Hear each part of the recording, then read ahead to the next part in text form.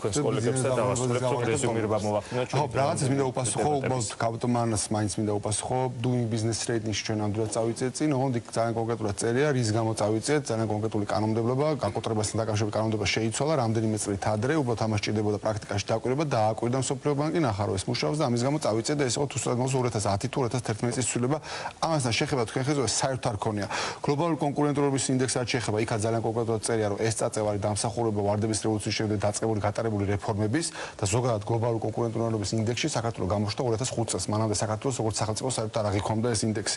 სარეიტინგო სააგენტოებს უკვე გითხარით, რომ წინსვლა არის, ნამდვილად ის რომ შეიცვალა სტატუსი, მაგრამ იქაც ცალსახად წერია, რომ ეს არის იმის გამო, რომ ჩვენ ასოცირების ხელშეკრულებას მოვაწერეთ ხელი და არა რაღაცა იმის გამო მთავრობას აქვს ფანტასტიკური ეკონომიკური პოლიტიკა.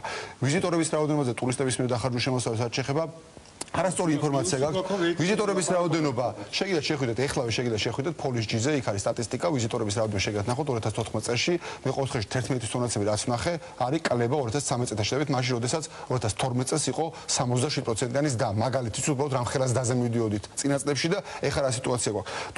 ტურისტებისგან შემოსული ფულსაც შეეხება, იქაც სტრუქტურული ცვლილება არის სამწუხაროდ მომხდარი, მსხვილ ბიუჯეტიანი ტურისტები ნაკლებად შემოდიან, ეხლა შემოდიან დაბალ ბიუჯეტიანები, იმიტომ რომ ქუთაისში აეროპორტი ამუშავდა, გიორგი კანდელაკის დამსახურების სხვადასხვა ისინი ცოტას ხარჯავენ სამწუხაროდ, მაგრამ მაინც კარგია, საერთო ჯამში შემოსავალი აქედან არის დაკლებული. რაც შეეხება იმას, რომ ბიუჯეტის კორექტირებას არ აკეთებს ეს თორობა და წინა წლებში აკეთებდნენ, არასწორი ინფორმაცია ბატონო ზიად, წინა წლებში ბიუჯეტის კორექტირება წლის განმავლობაში კეთდება ხოლმე, ბიუჯეტი იზრდებოდა ხოლმე, შეიძლება ის გაზრდილი ბიუჯეტი 100% შესრულებულიყო და 98 შესრულიყო, მაგრამ წინა წლებში იზრდებოდა ხოლმე წლების განმავლობაში წლის განმავლობაში გარდა თქვა ომის წლებს არ გულისხმობ. ეხლა თქვენ რო იძახთ კორექტირებას არ აკეთებ, შაშანდელი წელი აიღეთ. ყოველი კვარტის ბოლოს ბიუჯეტი იღებოდა, ფინანსამისტრო ყოველი კვარტის ბოლოს კორექტირებას აკეთებდა, რომ ბიუჯეტის გარღვევა არ გამოჩენილიყო, მე გამოდიოდა ბატონი ხადური ტელევიზორში და ყვებოდა, რომ ძალიან ბევრი ხვითრები ამოვარტყი და ეკონომიკა წინ მიდისო. ყოველი კვარტის ბოლოს ხდებოდა ეს. კორექტირებას აკეთებთ, რომელია? ყოველ კვარტალში აკეთებდით.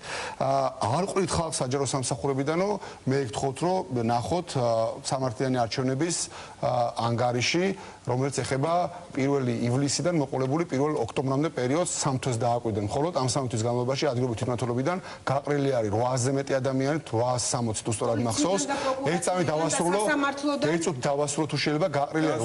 გაყრილი არის ესე წერია პირდაპირ უმეტესობა, აბსოლუტური უმეტესობა პოლიტიკური ნიშნით, იმიტომ რომ ისინი იყვნენ აფილირებული ნაციონალურ მოძრაობასთან და 800 რაღაც ადამიანის ნაცვლად სამსახურში არის აყვანილი 3000-ზე მეტი ადამიანი, ანუ ბევრად მეტი, 4-ჯერ მეტი დაახლოებით და ასე პირდაპირ წერია პოლიტიკური ნიშნით უმეტესობა არიან ქართული ოცნების აქტივისტები. ანუ საუბარი იმაზე, რომ ჩვენ პოლიტიკური ნიშნით ხალხს აყვიდა, ჩვენი აქტივისტებს არ ვასაქმებთ, არასწორი ინფორმაცია გაქვთ, იმიტომ რომ სხვა სიტყვას რო ვიძახი, მე წqინთ და არ ვიტყვი, ამიტომ ვიტყვი არასწორი ინფორმაცია, შეამოწოთ ეს ინფორმაციები. პრემიებსაც შეხება ცალსახად გეთანხმებით, პრემიების სისტემა ზოგადად პრობლემა არ არის, მეც ნამდვილად ასე ვთვლი. თუ ადამიანი კარგად მუშაობს, პრემიების სისტემა უნდა არსებობდეს.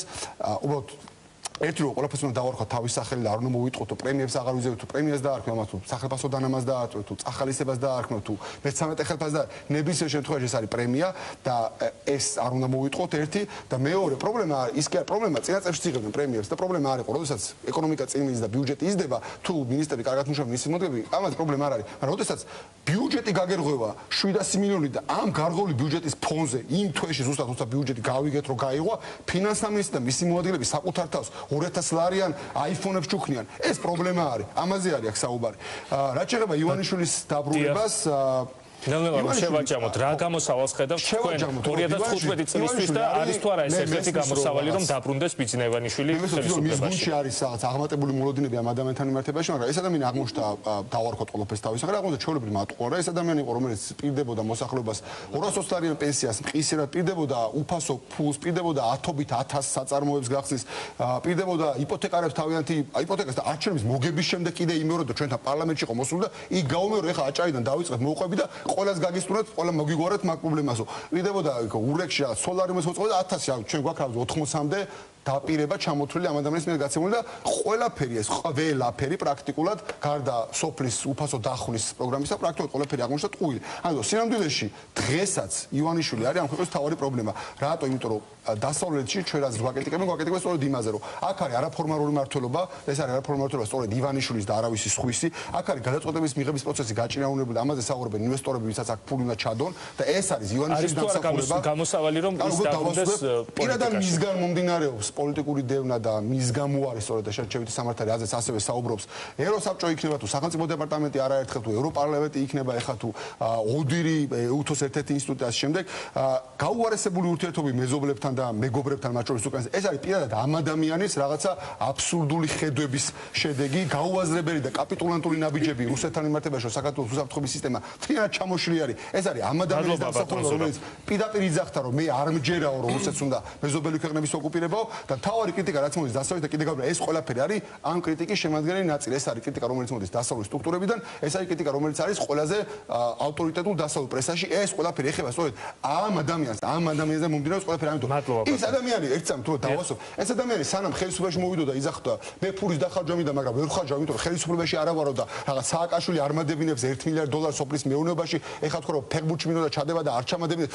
მე ხელისუფლებაში მოვიდა იძახდა რომ ეხლა პრემიერ-მინისტრად როგორ უნდა დავხარჯო ფული ეხლა არასწორად გამოვა მე თანამდებობის პერიოდში ფული როგორ დავხარჯო ეხლა წავიდა და ეხლა იძახის არა ფულის დახარჯვა კი არ არის მთავარიო ეხლა მთავარია საზოგადოება გავაძლიერო და ვეხმარო გაძებაში ვისმენთ რაღაცა აბსურდულ რაღაც პოლიტიკურ შიზოფრენიას ეს არის თავი პრობლემა ის დაბრუნდება თუ არ დაბრუნდება ის ამ წუთში მართავს პირიქით გამოსავალი არის იმაში რომ ეს ადამიანი უნდა წავიდეს ხელისუფლებიდან არა მხოლოდ რაღაც იქიდან სადაც ეხლა არა საერთოდ უნდა ჩამოსვიდეს ხელისუფლებას ფორმალურსაც და არაფორმალურსაც და ამის შემდეგ ჩვენ შეიძლება დავადგეთ განვითარების გზას მადლობა ბატონ ზურაბ ძალიან მოკლედ შევაძოთ ქალბატონმა